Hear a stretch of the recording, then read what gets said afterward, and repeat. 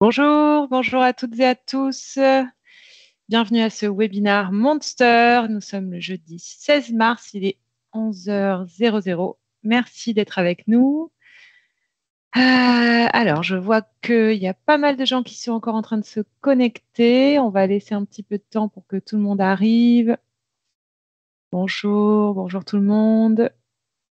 Pour l'information des gens qui sont déjà là, on a Chloé de Monster qui est dans le chat.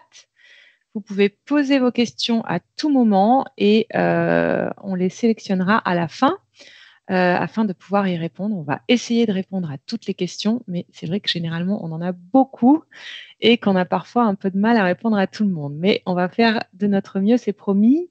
Et puis, si vous avez bien sûr des problèmes de connexion, si vous nous entendez mal, si vous avez des soucis pour vous connecter, vous pouvez également mettre un petit message dans le chat et l'équipe Webikeo s'occupera de vous aider. Mais on m'a assuré que normalement, c'était que tout allait bien. Ok, je vois que vous êtes pas mal dans le chat. On va démarrer ce webinaire. Merci à toutes et à tous d'être là. Donc, on est là aujourd'hui pour parler des tendances de recrutement et RH 2023. Tout ce que vous devez savoir, voilà, c'est une liste exhaustive. Non, elle n'est pas exhaustive. On va discuter de tout ça. On va vous apporter quelques pistes. On a fait une étude, tous les ans, on fait une étude chez Monster qui s'appelle The Future of Work, où on interroge des candidats et des recruteurs sur leurs intentions sur l'année à venir par rapport à leurs intentions de recrutement quand ils sont recruteurs, comment ils vivent les choses en tant que des RH, par exemple. Et puis, on interroge aussi les candidats pour savoir qu'est-ce qui les attend pour cette année et quelles sont leurs ambitions. Et tout ça, ça vous donne des pistes, ça nous donne des pistes, nous, acteurs RH, pour anticiper l'année et ça nous donne aussi des outils pour mieux recruter. On va pouvoir passer à la slide suivante. Merci beaucoup. Donc, j'ai la chance d'être accompagnée par des experts aujourd'hui. Je vais vous laisser vous présenter. Vous le ferez certainement mieux que moi, dire quelques mots sur vous et pourquoi vous êtes là aujourd'hui. Je suis ravie en tout cas. Virginie, vous pouvez commencer par nous dire qui vous êtes. Oui, bonjour à toutes et à tous. Je suis Virginie Guinard, je suis directrice des opérations RH et expérience collaborateur au sein de HubCoop, voilà, donc qui est une société d'une soixantaine d'années qui commercialise des solutions de paiement à destination des entreprises et des collectivités. Et donc, je suis là en tant que représentante de la fonction RH sur les tendances 2023 et puis tous les enjeux et les challenges qu'on a relevés sur la partie recrutement sur cette année. Merci, merci Virginie. On passe à Mathias. Enchanté, bonjour à tous, ravi d'être là. Donc Mathias, je suis fondateur de Tarento. On est une agence de marketing RH spécialiste de la génération Z. J'ai 23 ans, je fais partie de cette fameuse génération Z. Donc mon objectif aujourd'hui, ça va être aussi de pouvoir vous apporter des retours et à toutes vos questions sur cette fameuse génération, mais bien évidemment aussi tous les enjeux de recrutement de toutes les générations. Merci pour cette invitation et ravi d'être là. Merci Mathias. Charles-Henri, vous êtes parmi nous, on est ravis de vous avoir. Dites-nous tout. Eh bien, j'ai 3 fois l'âge de notre jeune ami là. Donc ça, c'est déjà intéressant. Je représente les seniors, les vrais seniors. Je suis professeur émérite à HEC, ça veut dire que je suis en retraite du groupe HEC, mais toujours très actif. Et je m'intéresse à cette fonction RH depuis à peu près une quarantaine d'années et je la vois évidemment évoluer, notamment avec le dernier avatar qui est ChatGPT. Donc on en parlera peut-être. Voilà. Et je suis ravi d'être là. C'est super, merci beaucoup et je suis ravie d'avoir un panel aussi divers.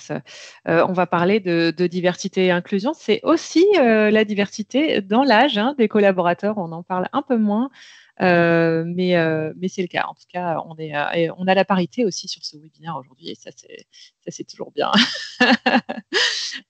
Donc, on va Et parler moi, de j'ai quoi deux fois aujourd'hui? l'âge. Et moi, j'ai 2 fois l'âge de Mathias. Donc voilà. Eh ben moi aussi, moi aussi, je me suis dit. Euh, Donc, je vais vous parler de Monster rapidement, vous inquiétez pas, je ne vais pas vous parler de tout ce qu'on fait pendant 3 heures. Hein. L'idée n'est pas de vous endormir. On va parler brièvement de notre étude Future of Work et puis un petit état des lieux donc, de ce marché du recrutement en 2023. On a sorti des sujets phares. On va parler pas mal des attentes salariales, du travail à distance, bien sûr, et de la flexibilité, des avantages et des bénéfices, de la diversité, bien sûr, et des processus de recrutement. Merci, Nicolas. Voilà, Monster en bref. On va passer à la slide suivante très rapidement. Comme je vous le disais, Monster, vous nous connaissez bien évidemment. On est le précurseur, le premier site en ligne à avoir été créé au monde. On ne le dit pas assez souvent, mais c'est vrai, c'est un site américain qui a été créé. C'est un des 400e premiers sites Internet à avoir été créé. Je ne sais plus exactement lequel, mais ça fait partie des premiers.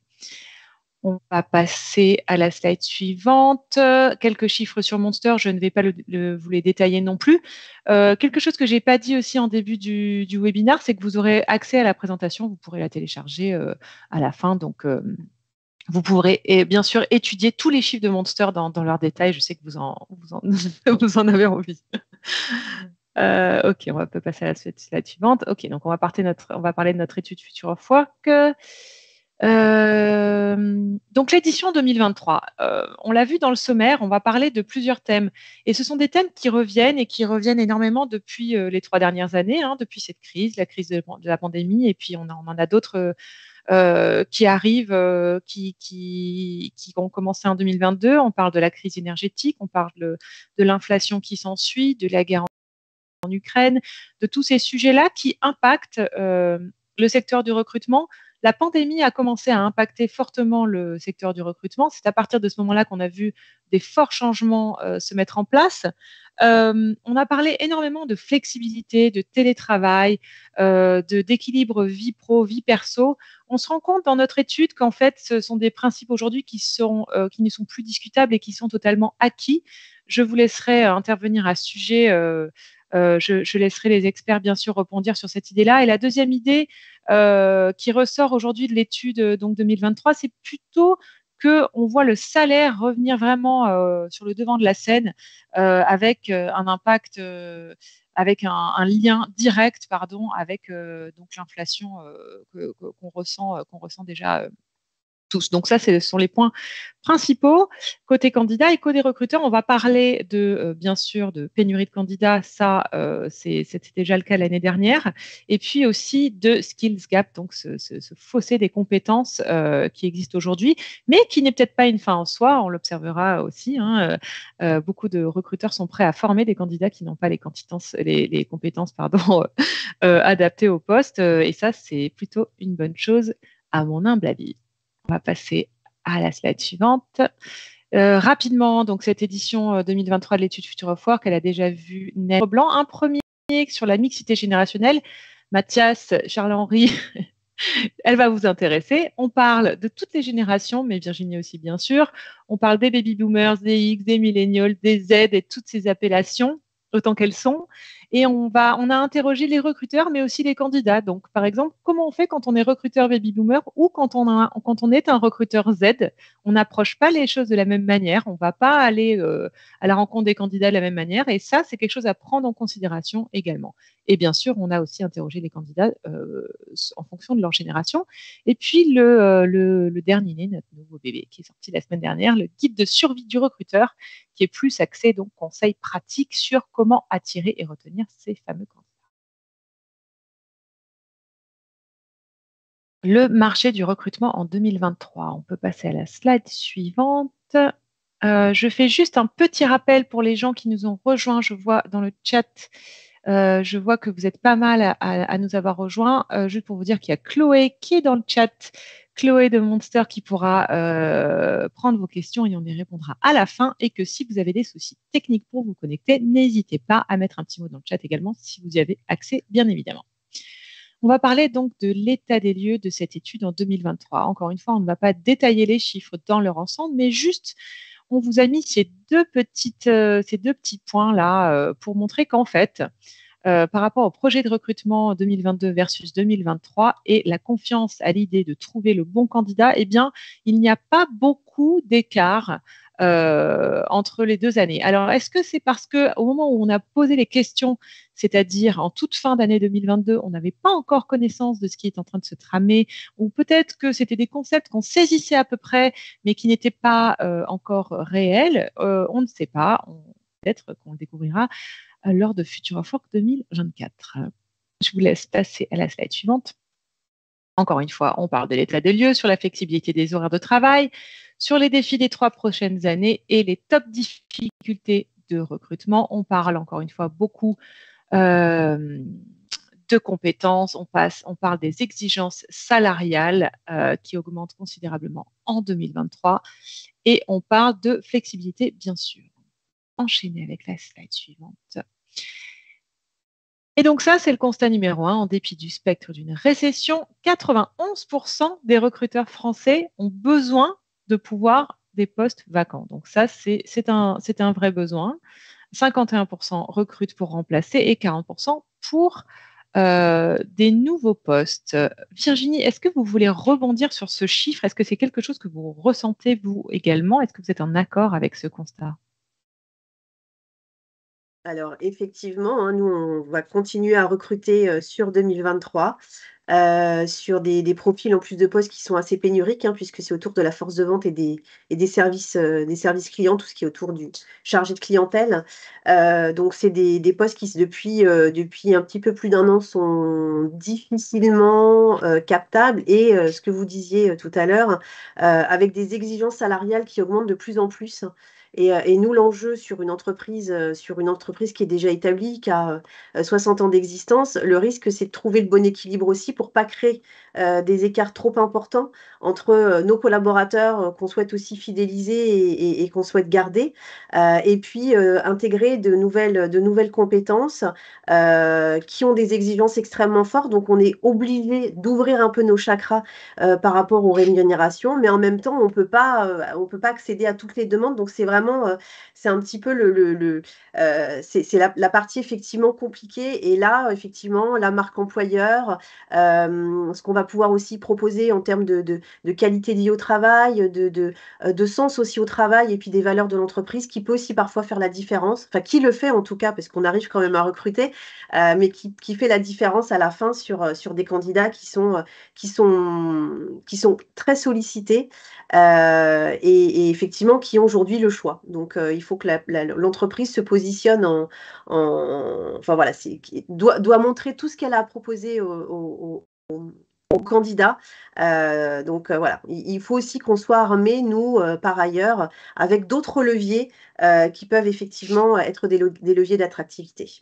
Voilà, et Voilà. ça, c'est nouveau pour vous, hein. C'est un exercice d'équilibriste. On ne connaissait pas ça avant et il faut vraiment être en mode agile en ce moment, hein, quand on est recruteur. Ouais, puis il faut aussi, il faut se rechallenger sur nos process de recrutement, sur ce qu'on peut proposer aussi pour attirer des candidats. Voilà, nous on a mis en place notamment sur les profils des commerciaux, des welcome packs. Voilà, enfin, c'est ce genre de choses aussi sur lesquelles on n'était pas du tout ouvert jusqu'à maintenant et sur lesquelles aujourd'hui on commence à, voilà, on commence à mettre ça en place, on s'est interrogé, on a regardé ce qui se faisait sur le marché, voilà, et on a aussi tenté auprès des candidats, voir ce qui pouvait aussi parfois déclencher entre deux postes, voilà, pourquoi est-ce que je vais choisir? Alors, donc il y a quand même, c'est ce que vous disiez quand même qui change, c'est vraiment cette notion par rapport au salaire ou par rapport à ce qu'on peut mettre en termes de rémunération supplémentaire, ça, c'est vraiment quelque chose qui est assez récent. Oui. Que nous, on constate en tout cas. Ouais. On va le voir après, du coup, par rapport aussi à cet équilibre entre le salaire et la flexibilité, on va voir des choses assez surprenantes. Mathias, est-ce que c'est la faute des aides, tout ça? C'est les aides qui mettent un coup de pied dans la fourmilière du recrutement? Non, j'aimerais bien dire oui, j'aimerais bien proposer des réponses. Mais pour rebondir sur ce que disait Virginie, moi j'aime bien le sujet parce que je trouve que la fonction RH, c'est un peu une fonction grand écart. Où on a toujours un sujet d'être entre le sujet du recrutement et le sujet de la fidélisation. Et que j'ai l'impression que le grand écart devient de plus en plus difficile parce qu'on a un gros sujet qui est lié justement à des attentes qui changent, à des sujets notamment autour du turnover, mais qu'on a un vrai sujet, un vrai besoin d'intégrer des collaborateurs collaborateurs, mais en même temps en se disant que si on n'arrive pas à fidéliser ceux qui sont déjà dans l'entreprise, au final, ça va être un cercle vicieux. Et donc, je pense que ce chiffre-là, au niveau des postes ouverts, c'est peut-être une anticipation aussi sur certains turnovers qui peuvent potentiellement arriver, sur lesquels on est en train de commencer à travailler sur les sujets de bien-être au travail. Il y a les avantages sociaux, on en a parlé aussi en tant que recruteur, ou RH de manière plus générale. Donc, déjà, je voudrais féliciter tous les recruteurs et les recruteuses qui nous écoutent, les RH qui nous écoutent, parce que c'est une fonction qui est quand même exposée depuis pas mal de temps, et encore plus justement avec le sujet aujourd'hui. On va essayer d'apporter des réponses, mais malheureusement, non, c'est pas la faute que des aides. Je peux pas vous dire oui, mais voilà. Ok, bon, c'est de bonne guerre. On parle aussi, si on peut reprendre les défis majeurs, on parle de compétences, de manque de compétences. Charles-Henri, je suis sûre que vous pouvez nous éclairer au niveau de ce manque de compétences que les recruteurs observent. Qu'est-ce qui se passe? Est-ce que les jeunes vont dans tous les sens? Est-ce qu'ils partent moins en vue d'une carrière qui va les qualifier? Qu'est-ce que vous en pensez? Je crois que l'importance, vous l'avez dit là tout à l'heure, la dérémunération, elle devient cruciale en ces périodes de très forte inflation, donc c'est pas très étonnant. Par contre, ce qui me semble un peu, je veux dire, curieux, c'est pour avoir regardé l'étude, c'est qu'on n'interroge pas les modèles de management que les entreprises offrent. Or, je pense que cette pandémie, elle a bousculé les modèles de management, elle a développé ce qu'on appelle beaucoup plus la subsidiarité, la capacité d'autonomie, ce qu'attendent les jeunes générations, mais toutes les générations, mais peut-être encore plus les aides, c'est foutez-moi la paix, quoi. J'arrive dans une entreprise, je veux contribuer et je suis peut-être un jeune, mais j'ai aussi une intelligence. Et je crois que les modèles traditionnels, celles qu'on a connus pour les bébés boomers, les X, etc., c'était des modèles beaucoup plus descendants. Donc je pense qu'un moyen d'attirer et surtout de retenir, c'est d'offrir des managers, enfin d'offrir une relation managériale qui soit apaisée, qui soit beaucoup plus bienveillante. Donc moi, je jouerais bien sûr sur la question des rémunérations. Donc ça veut dire par rapport aux compétences, je pense que les enjeux de soft skills, alors on le dit depuis quelques années, mais ça fait quand même 30 ans que je dis que le seul truc qui fait la différence, ce sont les humains dans l'entreprise. Donc dans cette optique-là, je pense qu'il y a effectivement des compétences techniques. Je pense qu'un jeune, il veut développer son employabilité potentielle, parce que l'école ou l'université ne suffit pas, mais on a des enjeux effectivement de qualité de la relation, et notamment, j'insiste beaucoup sur la qualité de la relation managériale. Oui, on est bien d'accord. Et puis, il y a aussi une histoire de confiance là-dedans, d'un côté, et c'est très français, d'ailleurs, de ne pas faire confiance, il faut le dire. Et on n'a pas le temps Alors, Oui. Oui, Marie, ce thème de la confiance, à mon sens, il est absolument crucial. Vous voyez, on a sorti avec des collègues de l'ESCP, de l'ESSEC, vous voyez, comme quoi on est très, très collaboratif, un petit livre en 2020 qui s'appelle « Le management par la confiance ». Et vous savez quelle est la première caractéristique de la confiance et qui est très difficile de faire passer en France, c'est la notion de vulnérabilité. C'est-à-dire quelqu'un qui fait confiance se rend vulnérable. Par exemple, vous m'avez fait confiance en m'invitant sur cette table ronde. Vous voyez, vous vous êtes rendu vulnérable. Et Surtout que vous êtes arrivé 2 minutes avant, donc oui. Oui, mais oui, surtout que je suis un peu loin. Là, je vous appelle de Corse. C'est vous dire si. Donc, ce que je veux dire par là, c'est qu'on a cette question de la confiance, elle est cruciale. Et vous le dites, les jeunes attendent qu'on leur fasse confiance, quoi. Je veux dire, point barre. Oui. Et donc, il y a les. Voilà. Oui, c'est bien sûr, on le voit et on l'entend. Mais si je peux me faire l'avocat du diable, faire confiance, ça veut dire potentiellement perdre du temps. Et aujourd'hui, quand on est recruteur, on n'a pas de temps à perdre et on a besoin et envie que les gens soient efficaces tout de suite. C'est un problème, je ne vous le fais pas dire, mais c'est un constat, on ne peut que le voir. On va parler des attentes salariales. Si on peut passer à la slide suivante, merci. Et donc, on en parlait au début, on va voir le chiffre qui va s'afficher après. On a posé la question aux candidats qu'on a interrogés, est-ce qu'elles sont vraiment plus élevées, ces attentes salariales, en 2023? Et si oui, pourquoi? Oui, elles sont à 54% plus élevées. Pourquoi? Pour 84% à cause de l'augmentation du coût de la vie. Seulement 12% des candidats interrogés estiment que leurs compétences sont en demande et donc qui peuvent prétendre à un salaire plus élevé. Qu'est-ce que ça vous évoque? Vous en avez parlé, Virginie, de ces attentes salariales. C'est difficile, en effet, de recruter de nouvelles personnes à des salaires plus hauts que des personnes qui sont déjà en poste, par exemple. Et on nous demande aussi, en tant que recruteur, beaucoup plus de transparence sur les salaires. On verra plus loin aussi que quand un salaire est affiché sur une offre d'emploi, il y a beaucoup plus sur Monster, en tout cas, il y a 2,5 fois plus de candidatures sur une offre qui affiche le salaire. Mais c'est compliqué d'afficher un salaire quand on a des collaborateurs qui sont là depuis quelques années dans l'entreprise, qui n'ont peut-être pas commencé au même. Et ça, encore une fois, on parle de transparence et de confiance qui sont peut-être pas encore au rendez-vous. Il faut bousculer un petit peu tout ça. Virginie, je vous Oui, laisse effectivement. Non, effectivement, c'est ce que je disais tout à l'heure, hein. Là, il faut être vigilant, c'est de pas non plus créer d'écart en interne parce que aussi, si on prend du temps pour recruter des nouveaux collaborateurs, c'est pas non plus pour créer des tensions quand ils vont arriver au sein de leur équipe. Donc, c'est toute la partie compliquée. Alors, c'est vrai que nous, pendant un moment, on afficher des fourchettes de salaire. Après, enfin voilà, c'est vrai que c'est toujours la question qui se pose parce que ça vous vous le dites très bien. C'est à partir du moment où on affiche en externe, tout se sait. Donc nos collaborateurs vont nous dire, bah nous aussi, hein, on a des problèmes de coût de la vie. Nous aussi, l'inflation, elle nous touche. Donc on peut comprendre que quand on recrute des nouveaux, on le prenne en compte, mais il faut le prendre aussi en compte sur nous. Donc c'est un gros enjeu aussi sur les NAO là en début d'année clairement, hein, sur le coût de la vie. Bien Donc sûr. voilà, ça réinterroge même effectivement la rémunération de façon globale, nous, dans l'entreprise. C'est-à-dire que les managers qu'on a pu rencontrer en externe, en recrutant en externe, nous aussi interroger sur notre système de rémunération en interne. Ça Bien réinterroge sûr. ça de façon Et, globale. oui, et d'ailleurs, quand on y pense, ça devrait être logique de revoir tout le système et de remettre tout ça un peu à plat Après, pour pouvoir voilà. repartir Mais du c'est pas bon si pied. facile, c'est quand même des gros Non, c'est, chantiers hein, euh, quand vous vous on est bien attaquez au système de d'accord, rémunération, sont quand même des gros chantiers.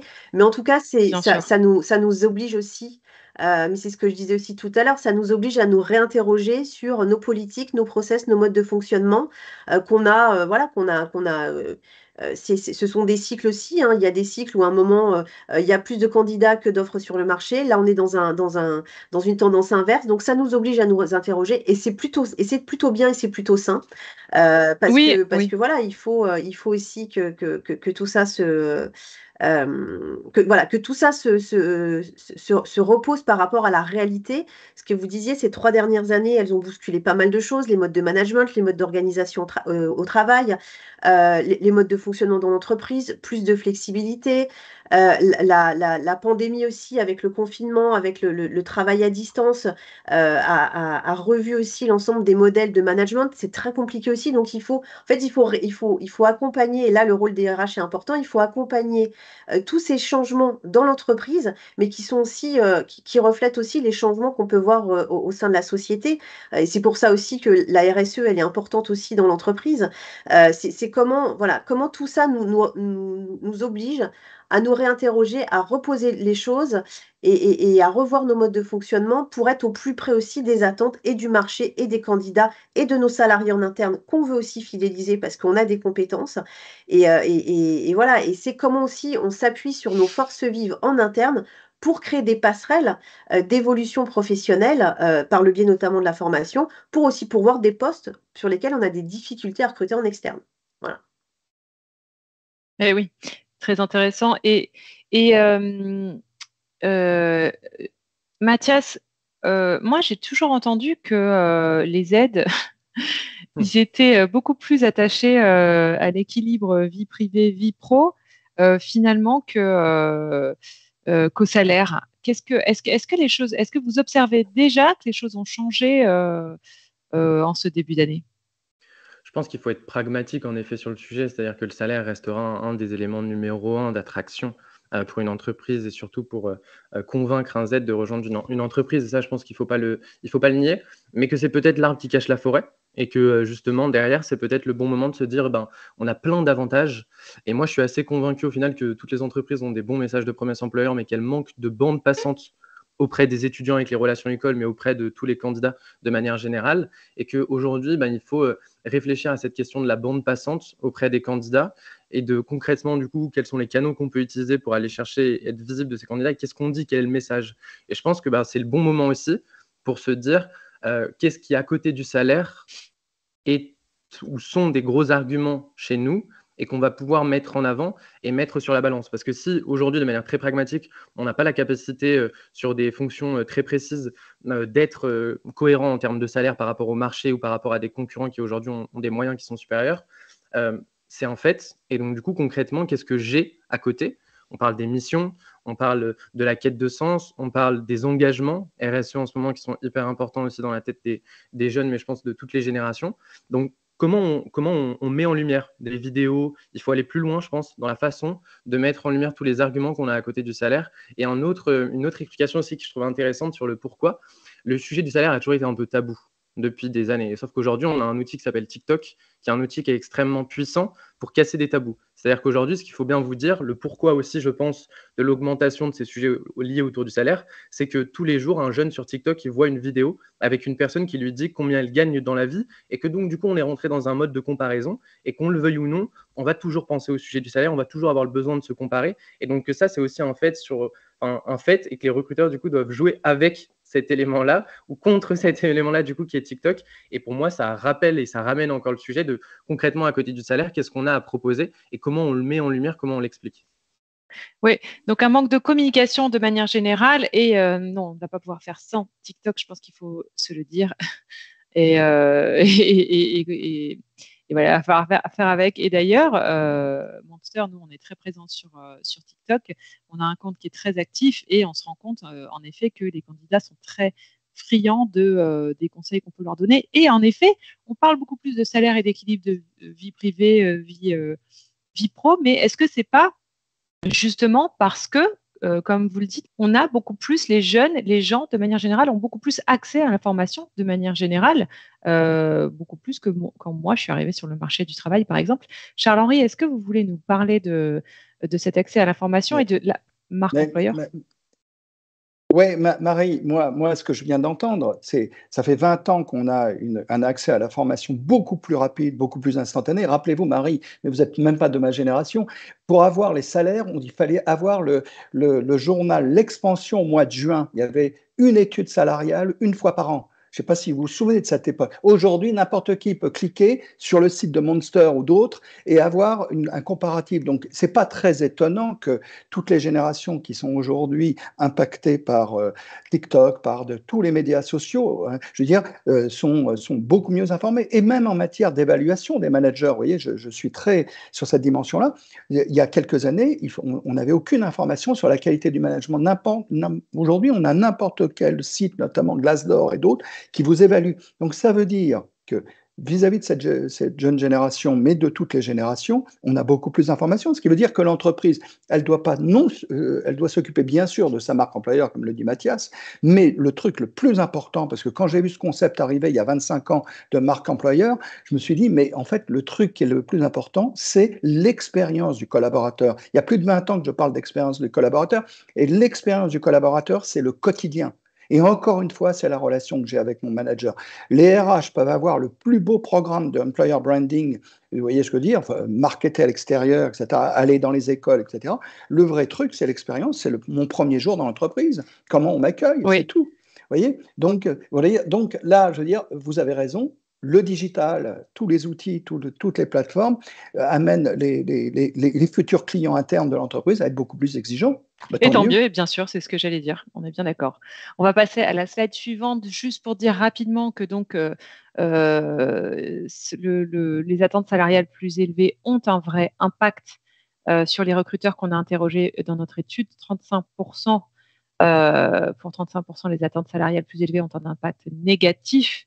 Et pour 27% d'entre eux, cela veut dire moins d'embauches pour pouvoir augmenter les salariés en poste. On va maintenant parler de travail à distance et de flexibilité. Donc, on l'a dit, attirer les candidats, c'est une chose indispensable pour tous les recruteurs aujourd'hui. Et on s'est rendu compte donc qu'un recruteur sur 5 serait d'accord si un candidat lui demandait de travailler à distance. Est-ce que c'est quelque chose que vous faites, ça, Virginie? Est-ce que c'est un peu à la carte comme ça? Si vous avez trouvé un super candidat, est-ce que vous êtes prêt à modifier un petit peu vos attentes? Alors, je vais vous dire non. Euh, Parce que ben, c'est toujours la même chose, hein. Nous, sur notre société mère, la coopérative, on est à peu près 760 collaborateurs. On a un accord, hein, de télétravail, donc qui pose un cadre avec des jours de télétravail. Donc nous, on est sur un système de 2 jours de télétravail par semaine. Et commerciale sur ce qu'on appelle du télétravail flexible, parce que l'idée, c'est pas de figer tout ça.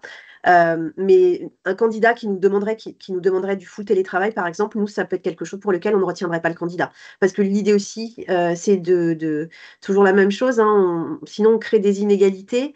Donc voilà, je pense que nous, par rapport à entre faire peser l'intérêt du collectif versus un candidat qui nous imposerait cette dimension, en tout cas, pour l'instant, on reste sur notre ligne de pas de full télétravail. Donc, Oui.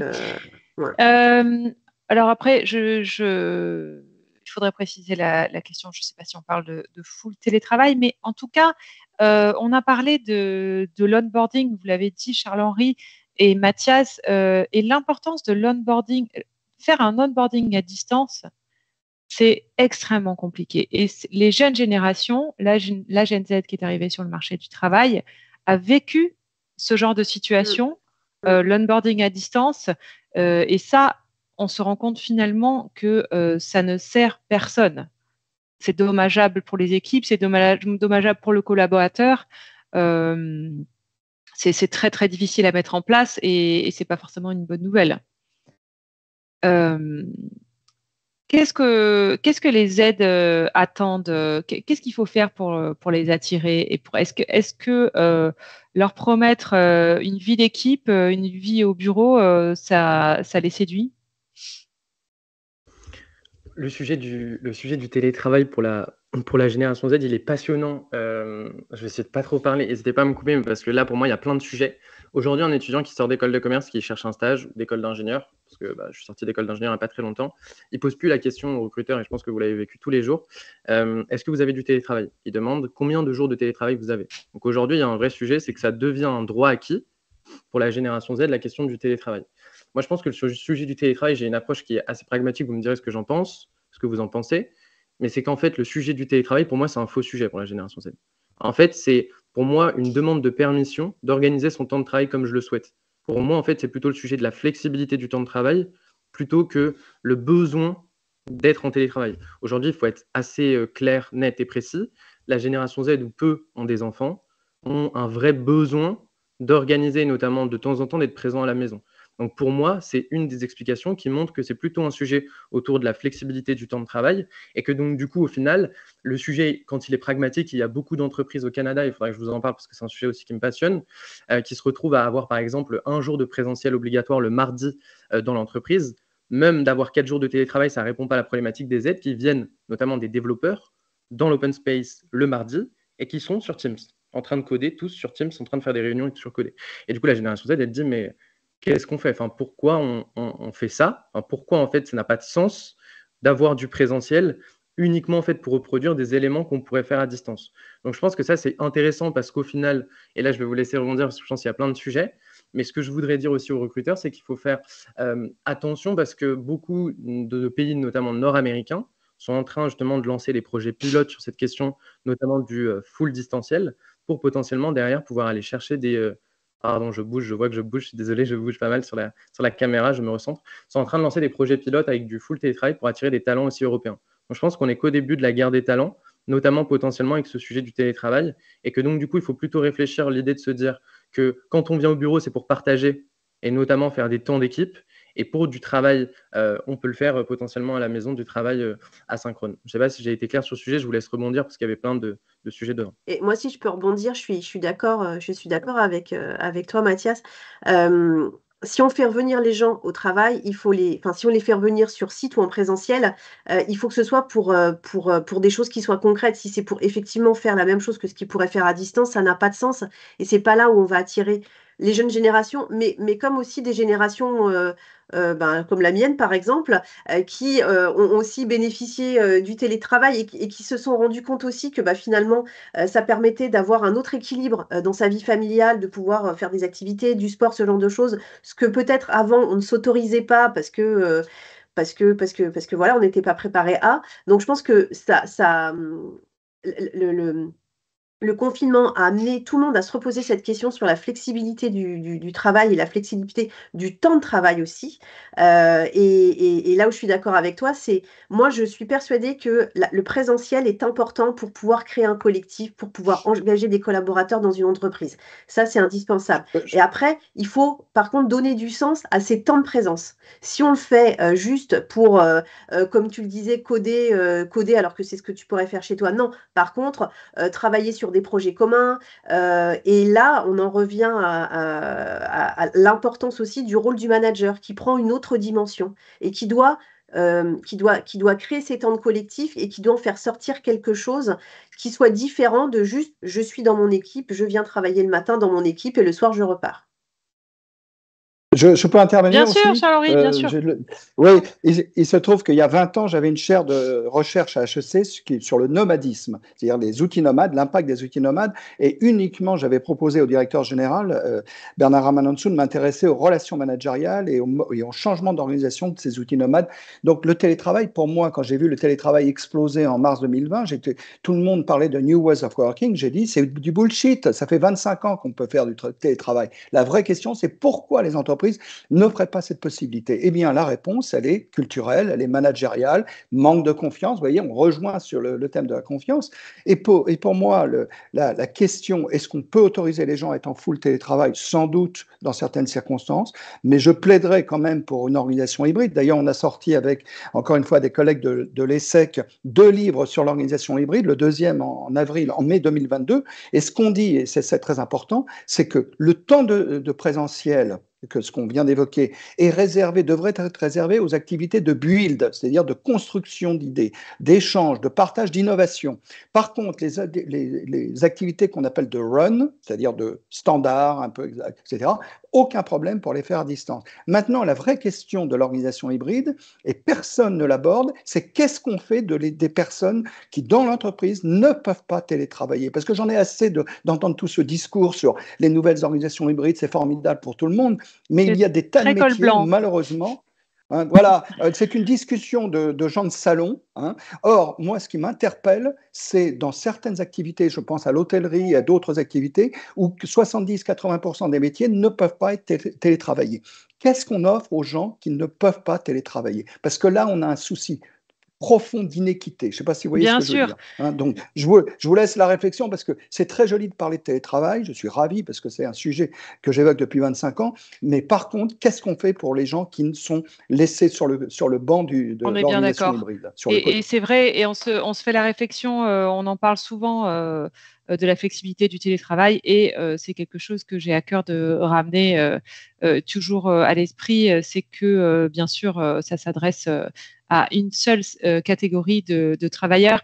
Mathias, qu'est-ce qu'on peut faire justement? Est-ce que vous avez une idée pour attirer ces jeunes qui sont dans l'hôtellerie-restauration, qui sont peut-être dans le BTP, dans des métiers comme ça, qui n'offrent pas de télétravail? Est-ce que ça peut vouloir dire, tiens, à 14h, j'ai mon match de foot, est-ce que je peux y aller du coup, même si c'est un lundi?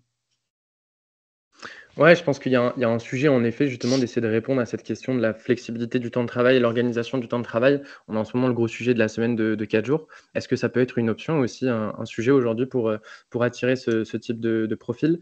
Je pense qu'il y a un vrai, enfin là, il y a un vrai sujet aussi quand même de communication sur la beauté de ces métiers-là. Je pense qu'il y a un vrai sujet aujourd'hui et on a un vrai besoin dans ces secteurs je pense, de densifier le sujet de la marque employeur, tout en, et Charles-Henri le disait très bien tout à l'heure, travailler sur l'expérience collaborateur. Est-ce que justement, l'onboarding est vraiment sacralisé? Je pense qu'aujourd'hui, il y a beaucoup d'enseignes, beaucoup d'hôtels qui l'ont travaillé. Est-ce que justement, il y a ce sujet du management aussi qui est potentiellement un peu à revoir? Donc, je pense que c'est vraiment tout l'écosystème autour de cet emploi-là et après la communication sur tout ce qui est fait sur ces métiers-là. Mais aujourd'hui, c'est sûr que c'est un gros sujet et que c'est pas évident. Il n'y a pas de réponse toute faite et que j'aimerais bien en avoir une, mais c'est compliqué. Mais je pense qu'il va falloir qu'on y consacre un webinaire pour pouvoir répondre à toutes ces interrogations. On va parler rapidement des avantages et bénéfices du côté des entreprises, ce qu'elles prévoient d'améliorer quand on leur a posé la question. Donc, pour 43%, la flexibilité et le télétravail, pour 41% des congés payés supplémentaires et pour 39% des prestations de soins de santé. Donc ça, c'est tout autant de choses qu'on peut être amené, c'est la slide suivante, Nicolas, qu'on peut être amené à mettre en place. Donc, ça fait partie de l'expérience collaborateur, ça fait partie de l'onboarding et de tout ce qu'on va faire pour attirer et retenir ces candidats.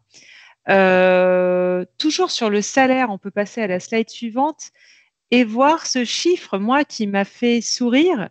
Je ne sais pas si ça va vous faire le même effet. Donc, à 2 postes égaux, 80% des candidats préfèrent travailler en présentiel avec une augmentation de salaire de 15%, contre seulement 20% qui resteraient en télétravail au même salaire. Alors, comment on s'explique ça? Je vous laisse prendre la parole. Qui veut parler en premier? Ah ben moi, c'est la pyramide de Maslow. Hein. Je veux dire, attends, en période de forte inflation, enfin, je veux dire, ça ne me surprend pas. On vous propose un salaire de 15% contre une situation effectivement plus traditionnelle de travail. On n'hésite pas, je veux dire. Mais il faut encore quand même, ce que disait Mathias, il faut quand même que l'organisation, la culture, soit quand même acceptable. C'est-à-dire que l'expérience du collaborateur soit acceptable. Sinon, je pense qu'on fera fuir. Mais je ne suis pas très surpris. Je veux dire, en ces périodes très difficiles, 15%, c'est pas rien, quoi. Je veux dire. Oui, donc, moi, je reviens sur Maslow, c'est les besoins de base, c'est le besoin de sécurité. C'est ça. Pardon, je vous ai coupé. Non, c'est tout. Hein. Je laisse Mathias et d'autres. Je ne sais pas si vous voulez rebondir ou si on a déjà fait le tour du sujet.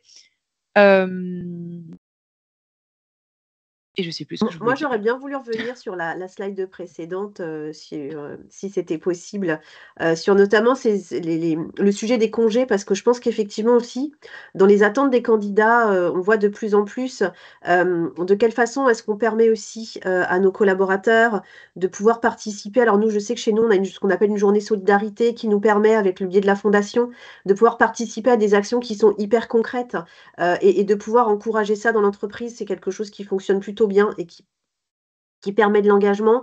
Les entreprises aussi qui ont des dispositifs, par exemple avec des dispositifs pour les salariés aidants, ce genre de choses. Ça aussi, c'est des choses sur lesquelles les nouvelles générations sont quand même assez sensibles aussi, parce que ça relate aussi une culture d'entreprise, le fait qu'on soit attentif aux situations de nos collaborateurs dans la vie au quotidien. C'est-à-dire que tout le monde peut être touché par un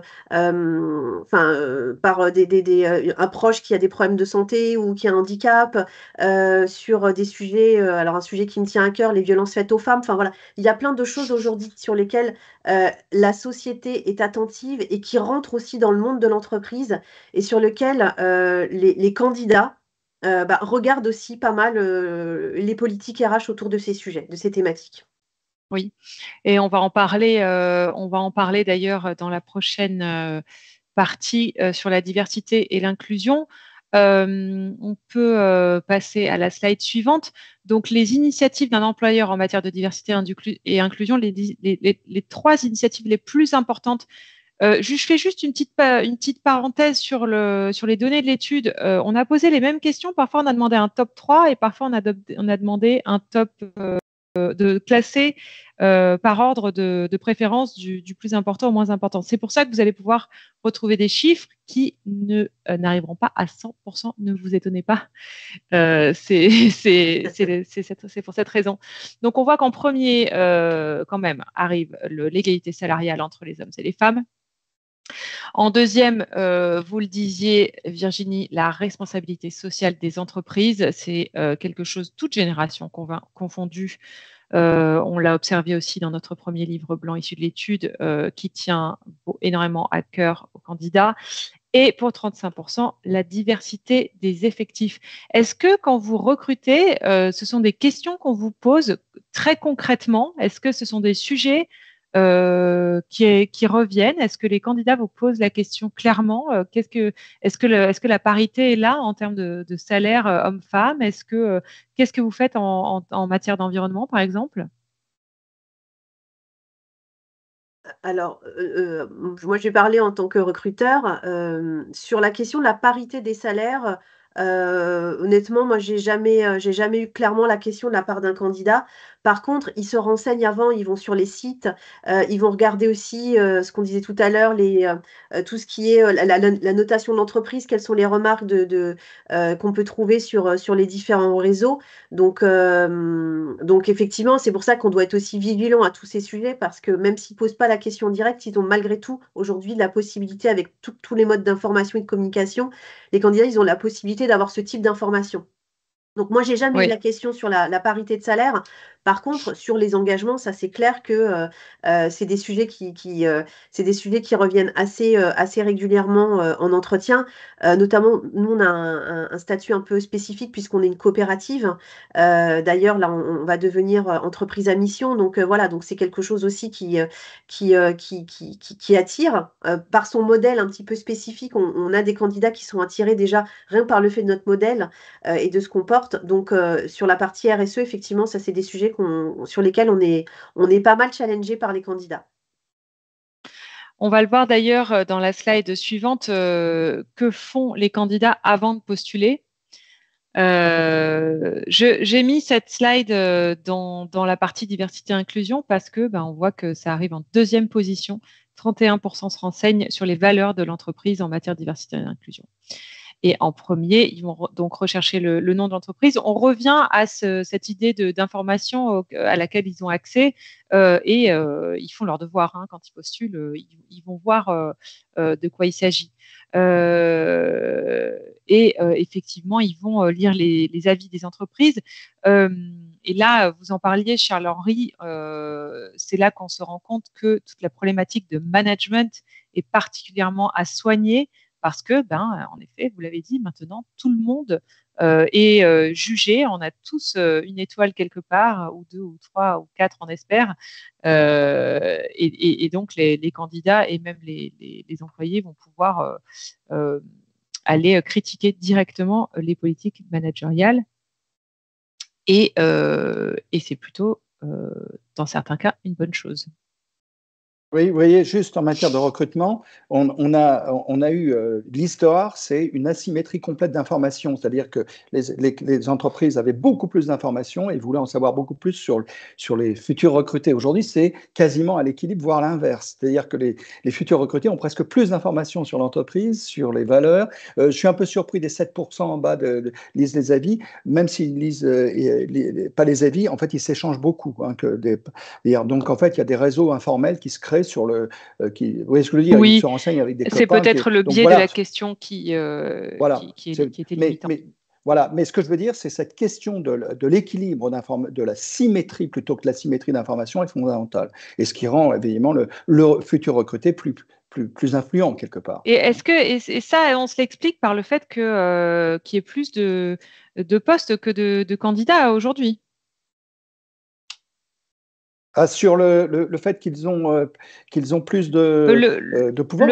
La différence d'équilibre. Donc, ce que vous disiez, c'est qu'avant, c'était l'entreprise. C'est-à-dire que voilà, quand le marché du travail leur est favorable, évidemment, on peut être un peu plus exigeant, quoi. C'est assez facile à comprendre. Mais ce que je veux dire, c'est à la fois la rareté des talents disponibles, et dans certains métiers, évidemment, ils sont très recherchés, et aussi cette ouverture complète. Je dirais, l'entreprise devient beaucoup plus transparente. Et ça, c'est quand même beaucoup plus intéressant pour les futurs recrutés. Très intéressant, puisqu'on va plus vers un échange entre le recruteur et le candidat. Et ça ne ça ne peut être que la garantie d'un bon mariage pour la suite. Quand ça part sur un échange sur un pied d'égalité, c'est généralement une bonne nouvelle. On va parler des processus de recrutement. Ce sera le dernier volet de notre présentation. Puis après, je vois qu'il est déjà 12h10. Il faut qu'on garde un petit peu de temps pour les questions qui sont nombreuses. Je les vois passer dans le chat.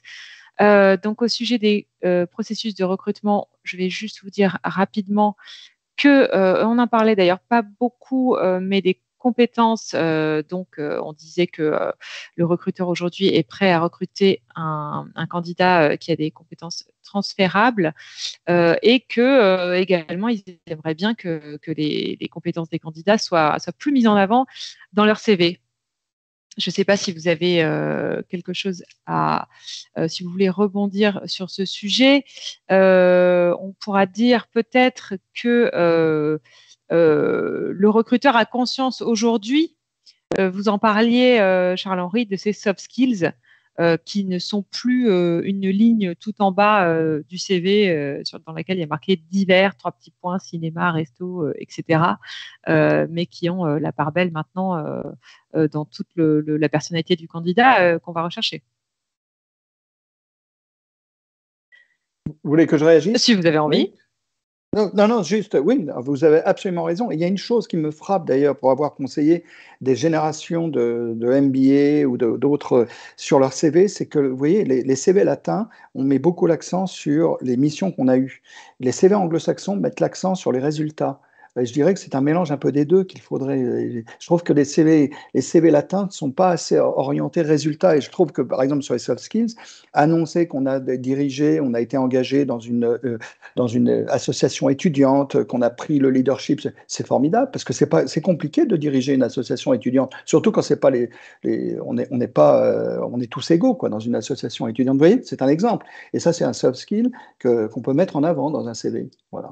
C'est juste, mais c'est vrai que le poids des soft skills, tout ce qui peut montrer aux futurs recruteurs qu'on a pris quelques responsabilités, des engagements, des animations, ça me paraît être crucial aujourd'hui.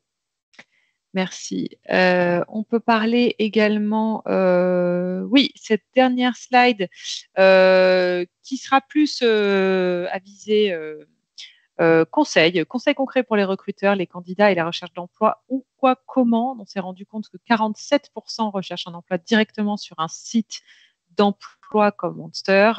17% vont directement sur la page de l'entreprise et puis ensuite on a les réseaux sociaux, Google, etc. Les points importants de l'offre d'emploi qui les incite à répondre, donc le salaire, on en a parlé bien évidemment. Et d'ailleurs, on a constaté sur Monster que seulement 33% des offres d'emploi comportent la mention du salaire et je vous l'avais dit, 2,5 fois plus de candidatures quand on a le salaire qui est mentionné. Et puis également la flexibilité, la mention de la flexibilité des horaires et les avantages et bénéfices. Autre idée reçue qu'on casse aujourd'hui en disant que 57% des candidats pensent que l'entretien en face à face est plus efficace.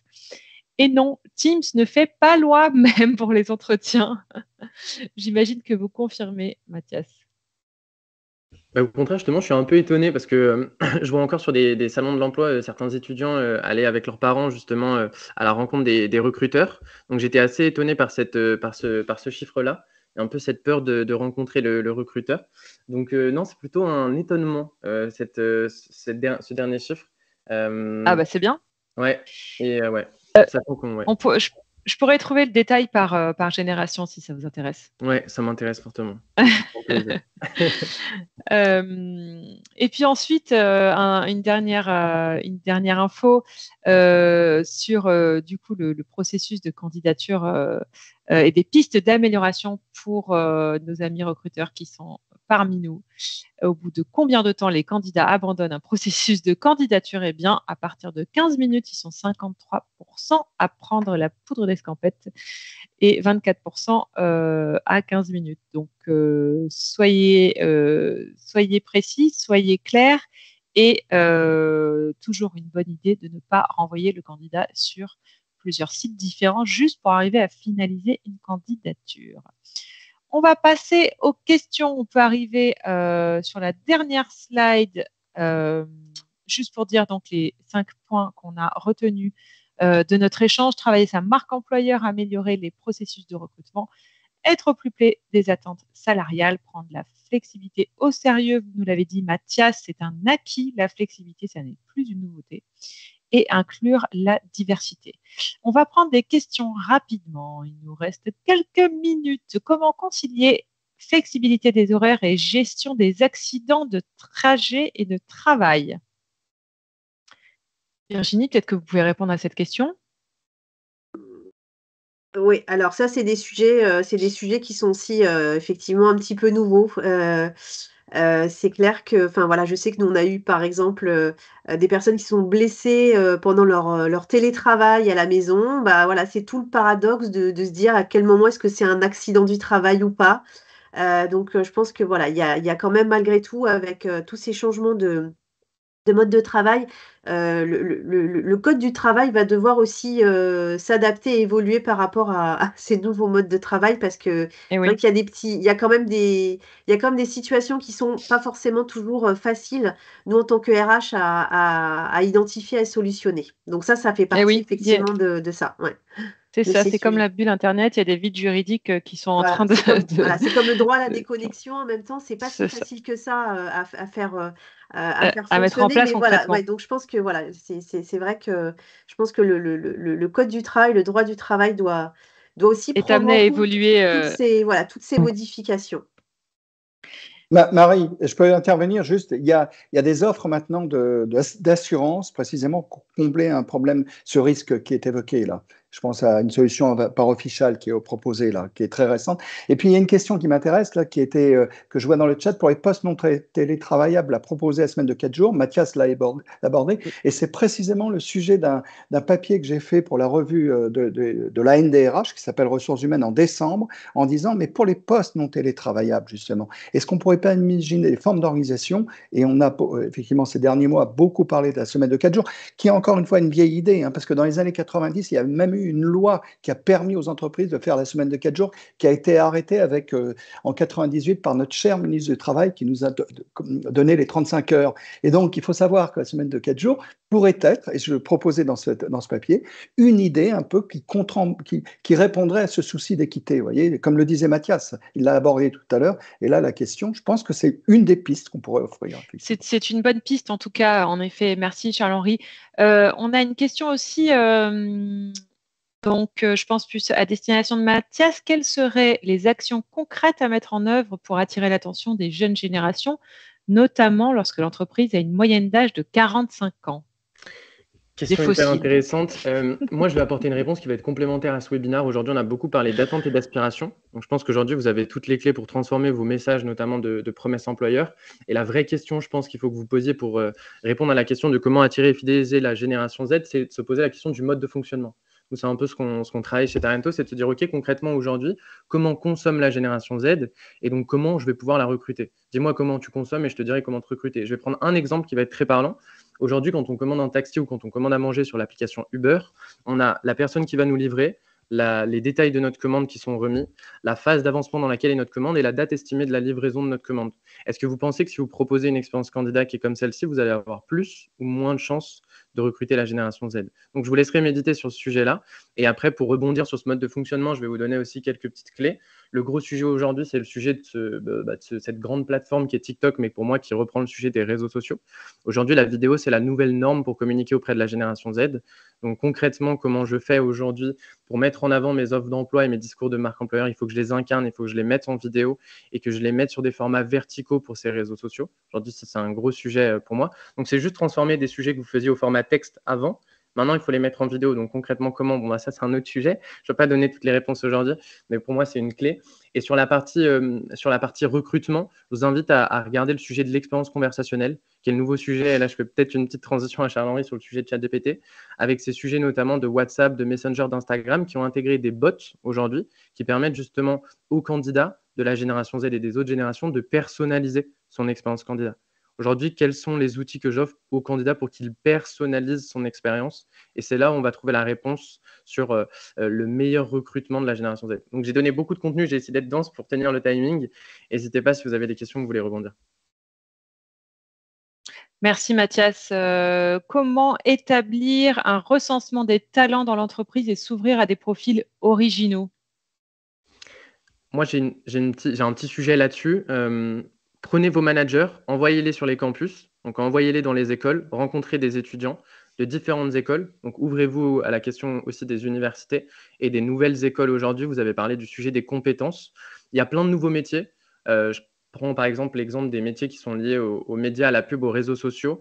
Il y a les métiers aussi commerciaux. Il y a plein de nouvelles écoles qui se sont créées. Je vais en citer quelques-unes. Origami, Iconoclast sur les métiers de business développement. Il y en a plein, des néo-écoles, la Rocket School aussi qui est assez connue. C'est des très bonnes écoles avec des profils qui sont souvent en reconversion, donc des profils totalement différents. Prenez vos managers, envoyez-les justement dans ces forums de recrutement où vous verrez que tout va changer et que les yeux vont s'ouvrir et que ça va être incroyable. Ça, j'ai rêvé. Et après, parce qu'on parle beaucoup de la génération Z jusqu'à maintenant sur les problématiques de recrutement et d'attraction des talents et des candidats. Je pense qu'il y a un sujet aussi sur le recrutement des seniors aussi. Et je pense qu'il y a des actions à faire parce que, en plus, on est en plein débat sur la réforme des retraites. Et je pense que, voilà, aujourd'hui, il faut aussi réintégrer dans l'entreprise un véritable équilibre. C'est-à-dire, c'est bien de recruter des jeunes. Mais c'est bien aussi de pouvoir s'appuyer sur des transferts de compétences et des transmissions de compétences avec les générations. Alors moi, j'ai plus de 45 ans, donc je suis aussi dans la catégorie des seniors. Mais voilà, je pense qu'on a des gens de plus de 50 ans qui ont plein de choses à partager, qui ont envie qui ont vraiment envie de travailler, qui peuvent apporter à l'entreprise. Et c'est vrai que souvent, alors, c'est pas facile pour les managers, je parle en toute connaissance de cause parce que chez nous aussi, on fait un gros travail auprès de nos managers pour ouvrir les chakras aussi et sortir du côté très voilà, j'ai mon format de candidat que je veux rentrer et c'est plus facile avec un jeune parce qu'il est un petit peu plus malléable. Ça change parce que les nouvelles générations ont beaucoup d'exigences. Donc ça, il y a vraiment un changement de paradigme et je pense qu'il faut aussi en tout cas nous RH en entreprise, il faut qu'on ait une attention si particulière sur comment est-ce qu'on capitalise aussi sur les seniors. Alors soit dans l'entreprise, soit qui sont aujourd'hui sur le marché du travail et qui peuvent répondre peut-être à ces difficultés, à ces problématiques de recrutement. Marie, permettez-moi de dire une chose. Tous les 15 jours, je suis chroniqueur dans un magazine et elles sont toutes postées sur LinkedIn. Toutes les chroniques depuis 3 ans, j'en suis à 70 chroniques depuis mars 2020. Celle qui a eu le plus de vues, j'ai dépassé 95 000 vues sur LinkedIn et je ne m'appelle pas Beyoncé, c'était celle de fin août dont le titre, écoutez, c'était un numéro spécial d'entreprise et carrière sur les jeunes et j'ai fait exactement l'inverse. Et j'ai écrit une chronique dont le titre est « Pour en finir avec le jeunisme en entreprise, oui, le talent existe à 55 ans et au-delà ». Et j'ai bien parlé de 55 ans parce qu'il faut savoir qu'à 55 ans, on a encore, en théorie, et ça, c'est encore vérifié avec la loi sur la retraite, on a un quart de sa vie professionnelle. Vous vous rendez compte, on jette à la poubelle des gens qui ont un quart de... Donc en fait, cette chronique a eu le plus gros score de vues. Et évidemment, les gens qui ont liké et qui ont partagé ont tous plus de 55 ans. Une excellente nouvelle, en effet, et il faudra suggérer à Mathias d'ouvrir une branche senior chez Tarento. Je pense que ça pourrait bien marcher. Ça serait très original. Avec plaisir. Ça c'est une bonne nouvelle aussi. On va malheureusement devoir s'arrêter là. On a dépassé l'heure de notre webinaire. J'ai été ravie d'échanger avec vous. Encore une fois, on n'a pas pu répondre à toutes les questions. Il va falloir vraiment trouver une solution pour pouvoir. Mais bon, les échanges sont toujours tellement riches qu'on a plein de choses à dire. Je vous remercie tous les trois d'avoir participé à cet événement. J'ai été ravie de vous avoir et merci à tous les participants. Je vois que vous êtes encore énormément parmi nous. Merci d'être restés avec nous et n'oubliez pas que vous pouvez télécharger le document à votre disposition. Je vous dis à très bientôt et bonne fin de journée tout le monde. Merci Marie. Merci beaucoup. Ciao, au revoir. Au revoir.